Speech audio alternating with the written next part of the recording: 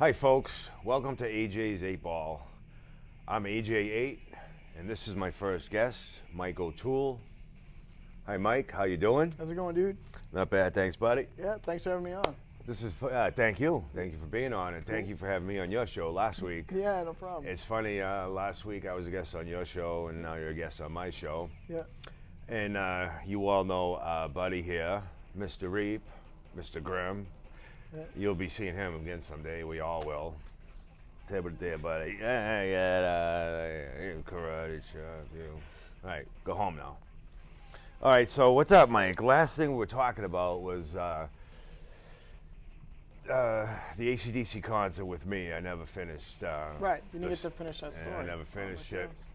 All right. So for all you folks out there that wasn't here last week for Mike's show, I guess I'm gonna have to probably tell the story all over again, which was me at an AC/DC concert. Weird stuff happens to me at concerts, which I have a bunch of them up my sleeve. No.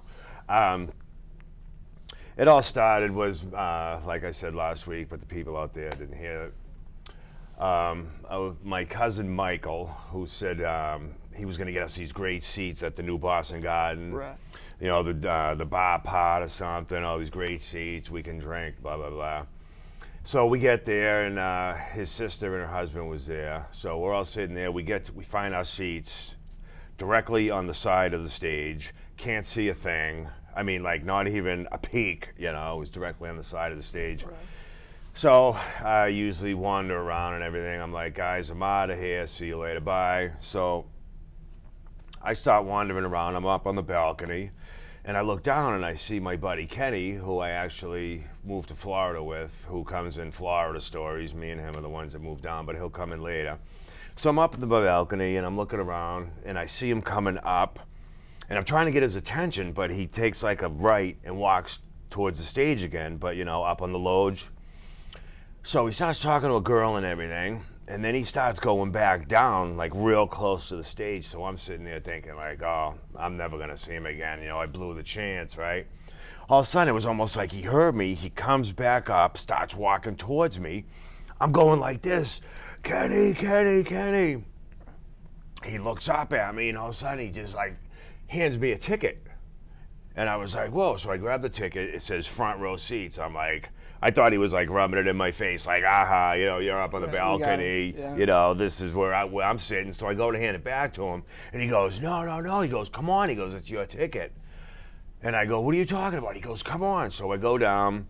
It ends up being that some rich guy had about 12 extras, and about an hour before the concert, he called up Kenny and said, you know, take them, eat them, smoke them, give them away, sell them, do whatever you want with them, you know. So make a long story short, or long story longer, we walk down to the front, the floor, and the ticket's unripped. Because normally you get your tickets ripped, you know. Right, so right. Yep. the lady kind of didn't know what to do with it because, you know, it's supposed to be ripped. So there was a guy behind her, and she goes to me, you know, what do I do with this? And the guy behind her, like, you know, almost to say, like, you idiot, you know, let him in, you know. So she goes, go ahead. We walk up, literally front row. A bunch of my friends I went to high school with and everything were there. So we watched AC/DC front row seats. After the concert, we all meet out in the parking lot. And when I told my cousins and her husband that I had front row seats, they were all like, basically, PO'd at me, you know what I mean? Right. So the funny part of the story is, which I never got to finish last week, is when I went home, my mother was in bed because we got home kind of late. There was a note saying, Al, Kenny called and wanted to take you to AC/DC tonight.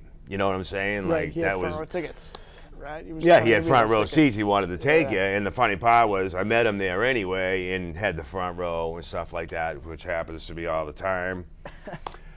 And another time, I was at Great Woods at a Motley Crue concert, and me and my buddy was sitting there. We had like seats way in the back, and the show was just about to start, and I'm looking around. And I noticed that, like, there's a lot of empty seats, and I'm saying to myself, you know, hey, wait a minute, the concert's just about to start. There's a lot of empty seats around here. Let's, work our way up a little. So we sit directly behind, the equipment, the guys running the equipment. So I sit down, I light a cigarette, and the guy turns around, and he kind of looked like he wanted to drag off my cigarette. So I said, hey, you want to drag? And he was kind of like really grateful. He's like, really? And I said, yeah, take a drag. So he takes a drag. And he hands it back to me as if to say, like, I know you're not going to give me any more. It's only a cigarette. So I take a drag and everything, and I say, hey, buddy, you want another drag? And he turns around like, oh, thanks, man. Takes another drag, gives it back to me. All of a sudden, another guy walks up, and I said, do you want a drag of a cigarette, too? I guess they were short on cigarettes or something. The Motley crew probably doesn't pay them that good. No, whatever, only kidding, guys. So, and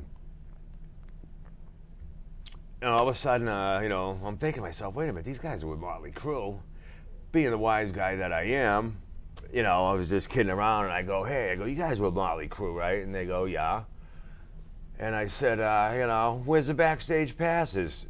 Not thinking that it was really actually going to happen. Right. And they went like this. It was the Tattoo Tour. What was the name of that tour? Do you remember that album, Tattoo something? I like the Crew, though. Yeah, I don't know. Well, they went like this, slap one on me, slap one on the other guy. Right. And actually, looking at my shirt reminds me that besides being a rich and famous model and actor that I am, I also make custom shirts. AJT special. Right. That's a lovely shirt, Al. Thank you. Yes. So getting back to the Motley Crue concert, so they slapped the VIP passes on us, right? Yeah. And I looked down and I'm like, whoa, it says VIP and everything. I go, what do we do with these? And meanwhile, these people behind us are like watching all this. Those guys got the passes. They're seeing what's going on, right? Well, it's like they see us sneak up there anyway, and then they see all this going on. They're like figuring out, like, wow, how they doing this, right? And, yeah. It was just happening, So I go, what do we do with the VIP passes? And the guy goes, if you guys ever been to Great Woods, right next to the stage is like a fence, and then there's a door that goes, like, I guess, obviously behind the stage. So the guy goes, wait out there after the show, and have your passes ready, and you party with Motley Crue. And we were like, huh? All of a sudden, like, the second guy that I mentioned came up, right? All of a sudden, he reaches in his pocket and goes, what are you guys doing sitting here? He goes, get out of here. I look, this just kept getting better by the second, right? I look, 2 front row seats. Me and I give one to my buddy. We run up front row. And the weird part about it is we didn't care about front row. like, I could literally count Nikki Sixx's whiskers. That's how close we were. Right. But Right. neither, he was thinking the same thing, that front row didn't mean anything. Normally it would. But, all I could think about, I only been a fan of Motley Crue since like since high school days. 19 whatever. So I'm sitting there going like, wow, I don't care about front row. We're gonna party with these guys. We're gonna be probably having a couple of drinks with them in a little while, so front row meant absolutely nothing. So the concert finally got over, waiting by the fence, and I was actually first in line. Guy comes out with a flashlight, make sure we all have our passes, and I'm sitting there like, wow, I can't believe it. Like, we're going to be with Motley Crue in a couple of seconds, minutes, The guy goes back in, and, I'm like literally biting my fingers. I just couldn't believe this was happening, considering, at one point we were like, right. You went from the... Yeah, we went from like, seats, left field seats to behind the equipment to front row to this, it was just like, So all of a sudden the guy comes out, and needless to say, it was Motley Crue. It was probably Motley Crue indulging days. Right. And Partying all of a days, sudden he crazy. comes out, right, and says, Motley Crue already left. They don't want to meet anybody. Needless to say, we felt like crying, couldn't curse enough. Me and my buddy are literally in the parking lot talking for like hours how bummed out we were, and my buddy was even saying too of how the front row meant nothing because we were going to party with these guys, or we thought we were. So I finally just said, listen, we can do this all night, and let's just be grateful that we had the front row seats, and we thought we were going to party with them, which would have been like once in a lifetime chance, which would probably never happen again. But, I guess we had to just be grateful we had the front row seats. So, I guess half loaf's better than no loaf. Yeah. What about you, Mike? That's cool. Well, any like stories like that? well, we were talking about the just getting into the whole acting thing, and I know like you, I'm a storyteller, and you're trying to kind of get the acting thing going. And I think what's impressive here is coming right out of the gate and doing the show. Right. I think is really cool, and not too many concert stories. But have you caught Nikki Sixx published his diaries? Did you hear about the heroin diaries? He's got caught that in a When was bookstore. this? That was pretty cool. It was not kind of recently. Yeah. Really? So, yeah, it took like all What that. about the whole It's just like the all heroin that, all that days crazy when, stuff. Yeah, when it was like. I guess he passed out or something. Did a Yeah, they're like little too much indulgence. staying up, he basically staying up all night, died or something, and doing the he heroin. actually left on his answer machine. If you're looking for Nikki, I can't answer the phone because I'm probably dead. Yeah. Did you hear that story? I think so. Yeah, it's all stuff like that. It's his actual diaries, like from those days. Really? Wow. Crazy stuff. Well, I guess Motley Crue and Ozzy toured, and I guess they almost met this guy. They all ended up in up in rehab. Our buddy, Mr. Reaper. I guess it was pretty much almost the death tour. They all ended up in rehab, but then again, Ozzy and Motley Crue, couldn't get a better mixture for death. But at least they made it safe and everything. No one died and stuff. And sorry, buddy, didn't get your way that time. Got some good music out of it. Yeah, got some good music out of it, definitely. Motley Crue and Ozzy Osbourne, excellent. Yeah, dude. Cool. So what's some other stuff? Some other stories. Folks you met, or something else you wanna share? I met the Iron Sheik. I used to hang around with the Iron Sheik. Sheik Star, how you doing, buddy? Yeah, I met the Iron Sheik back in the early '90s. I used to live in Fort Lauderdale. I used to go back and forth. I used to go down in the fall, come back in the spring. And normally, I used to fly into Fort Lauderdale Airport, but this time I think me and my girlfriend, we probably got a good deal on tickets or something, and we ended up flying into Palm Beach Airport. And I was always a fan of the Iron Sheik when I was little because I thought he was crazy looking with the, the bald head, the mustache, the curly shoes, So it was the Virgil days, and actually the Iron Sheik was Mustafa with Sergeant Slaughter. So they were on the plane, they were in the back of the plane sleeping and stuff, So I went in the back of the plane, I got all their autographs, said hi and everything, sat down. Now, we landed in Palm Beach Airport, and I thought, well, we were waiting for my boss to pick us up, so we're at the, the turnstile waiting for our luggage, and all of a sudden my girlfriend goes, oh, there he is. And I thought she was talking about my boss, and I looked, and it was the Iron Sheik again. So I said to myself, well, I'm going to go say hi to him again, I don't care if he tells me to buzz off, So I walked up to him, and I tapped him on the shoulder, and I said, hey, Sheik, how you doing? And he just turned around, and just said, hey, do you know where this hotel is in Palm Beach? And I went, yeah, well, it's, down the street. And then I realized, I'm like, wait a minute. Well, this guy's asking me where this hotel is. All of a sudden, Sergeant Slaughter walks up, this big giant guy.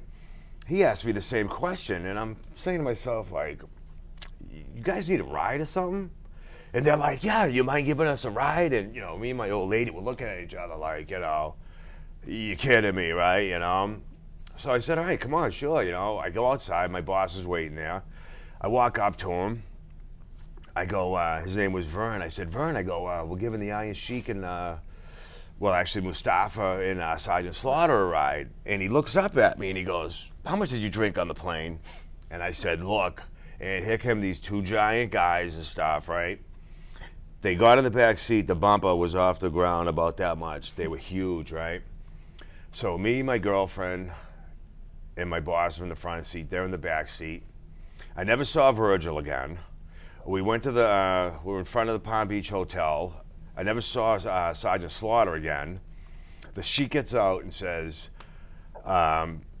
give me your phone number. I'll call you guys, come back, and we'll hang out a little bit. I said, sure, fine. So by the time we got back to Pompano Beach, he left a message saying what room he was in and to come back. So we showered up, got ready and everything. My girlfriend, she ended up going to work, so she never came back with us. It was just me and my boss. So we go back, we find the room, we're knocking on the door. Oh, actually, I forgot to tell you, when I was talking on the phone with him, it was like, when Hulk Hogan was champ and everything, and all those guys, Ultimate Warrior and the Beastie Boys and stuff. So when I'm on the phone in Pompano with the Iron Sheik, I hear all this noise in the background, and I'm thinking like, whoa, I'm gonna meet all these guys, Hulk Hogan, they're partying, all this stuff, right?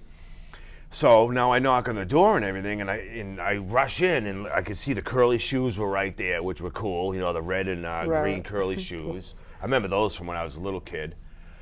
And, I'm running in and like I'm literally, like opening the bathroom door, looking on the beds and everything. And he's like, what are you doing? I go, where is everybody? Like, where's Hulk Hogan and stuff?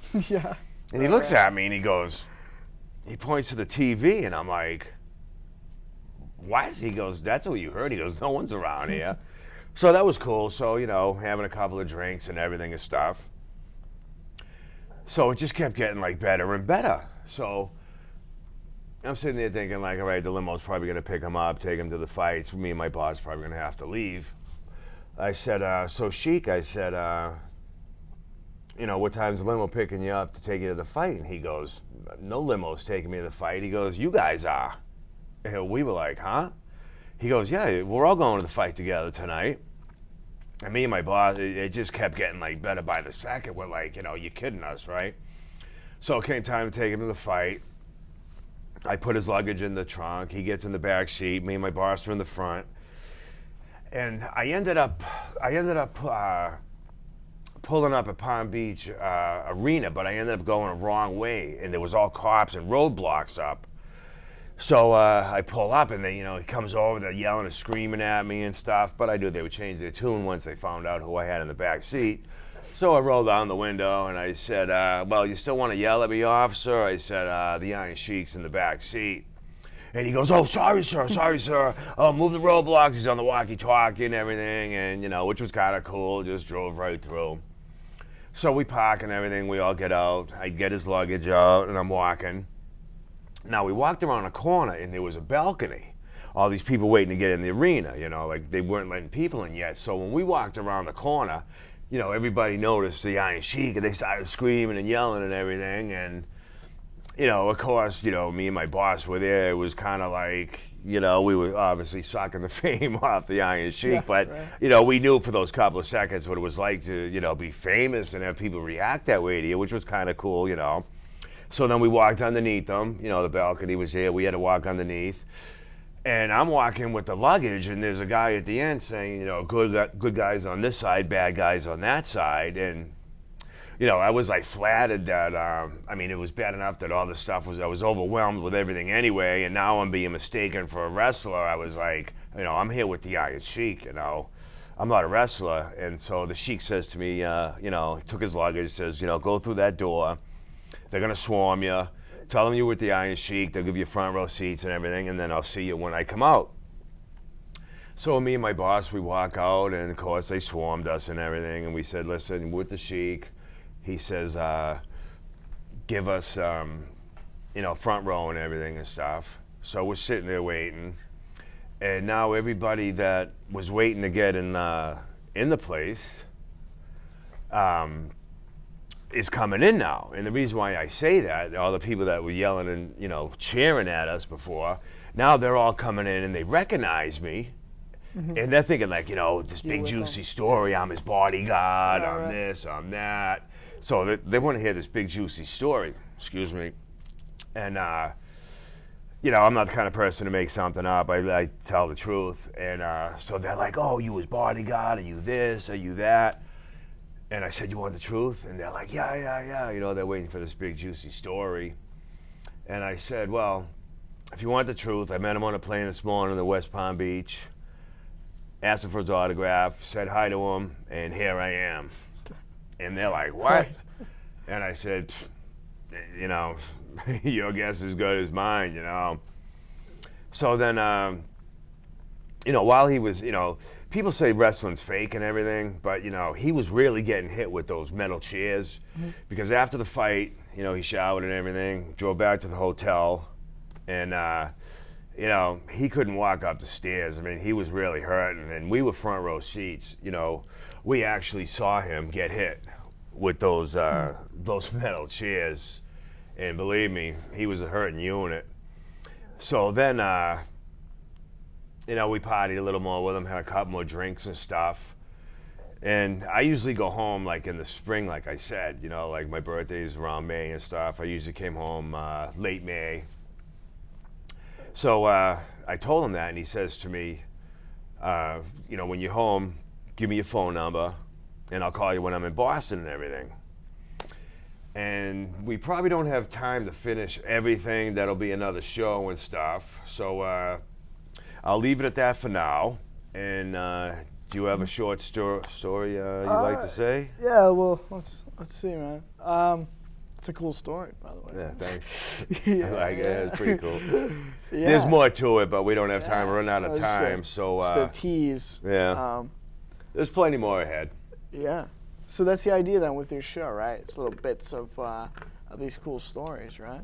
Yeah, little cool stories and things that happen to me, and they're not made up. They're the truth. Like people say to me, you know, you don't have to lie. You just tell the truth, the stuff that happens to you. Because the real thing is crazy enough. Yeah, the real thing is crazy enough. If I you know, exaggerated, it would be so far-fetched that it wouldn't even be believable. Some of it that is the honest God truth, which it all is the honest God truth, is, you know, sounds like it's made up, but none of it's made up. It's just crazy things that happen to me. Right. And you got the concert stories, so like for all the crew fans will be into it. You get the Iron Sheik stuff for the wrestling fans. Yep, absolutely. That's cool, man. So yeah, I don't know, just the stuff that the stories that I end up telling, as far as like original stuff, always seem to come from, you know, like all the sort of little like acting things and stuff. the stuff that we do here, doing the TV stuff and stuff like our buddy DL, who we talked about on a show, and our buddy Mick, where these Mick Cusimano and DL Polanski and these weird little indie filmmakers and stuff, and doing these projects. And do you want to talk about the stuff that we shot with Mick, the Paris Hilton stuff, or have we worn that out? Because you keep saying how you want to get a reaction out of people. I think that's really cool, because a lot of times people doing shows either in the studio here or elsewhere, you know, it's just sort of stuff that we've seen before. So the thing I wanted to say about Mick's thing is when he's kind of taking his camera out, and we had sort of the Paris Hilton look-alike, and we sort of throw her in Copley Square, and everybody's kind of reacting to it, and they're kind of like swarming around, and I thought that was interesting, because it gets a rise out of people. Oh, people absolutely! Are I kind of thought it was about great. What's going on? Yep. So I mean that much was cool, you know, to do something different like that. Having done sort of different video projects and stuff like that, I think that was kind of interesting to get a rise out of folks. So I think that's already. I mean, we got, you know, a few shows here have the Grim Reaper on. Yeah, I bet it. Yeah, Mr. Grim. So, what is it? Is it Grim, Mr. Reap? What is G it? Reaper. G Reaper. G Reaper. Yeah, that's cool. I like that. So, AJ Reaper. No. Yeah. So yeah, just I mean, just important to get out there and do your thing. So guys like Mick, who do the kind of Mick, we got to get Mick on the risks. show. Yeah, we Mick got to get definitely. Mick. Yeah. Where's Mick? Well, hell, I'll think Mick and his bag of right? tricks. Yeah, Mick's Motley Crew. I like that. All these weird types coming together. Yeah, to, that's what we are. Mick's Motley Crew. I got to make a shirt for him for the Saturday shoots. Yeah. Mick's Motley Crew. That's cool. Just have his face on there looking perplexed. Yeah, I don't know. One of the stories I told when I did something on stage, I mean, I told about trying to do the acting thing. It's been interesting just to me to just be on a film set. So I So I told the story how I went to. I'm a big fan of filmmaker Kevin Smith, and I like his stuff. Who's that? So Kevin Smith, he did like movies like Clerks, Chasing Amy, Dogma. You know Oh what it yeah, is? Dogma. It was good. Matt Damon. Yeah, I saw Yeah. that. Yeah, good movie. Yeah. So yeah. So then the latest movie, Zach and Miri Make a Porno. Did you see that? No. It's not actually a porno. It's a comedy. But That was funny. Speaking of porno, in Paris. with Paris, that kid that said, "You're my favorite porn star." Yeah. Oh, I There was loved a it. kid, That was funny. there was a kid in Copley Square who, he. I was gonna say that on your show last week, but Yeah. Well, we could say it here. yeah, the- say it the here. kid- No, I meant to say that to you. That The was kid funny. who's sort of, My I'd be favorite good at porn this. star. I'd He be was- good. Okay, I can play that. This is Paris Hilton. Paris. And he's like chasing her. Yeah, You're my that was favorite funny. porn You're star. my favorite when he said Because that. I was thinking that was sort of the height. That was sort of what brought her fame sort of back. Is like when the sex tape came out. I think.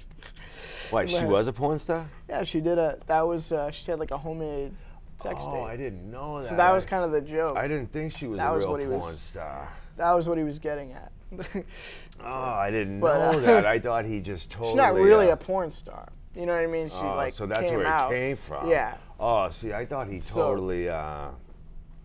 I thought he totally screwed up. It was funny anyway. Oh, it was hilarious. So I she even was doing told those him. autographs, Paris and I even Sharpie told him. marker. Yeah, I even told him.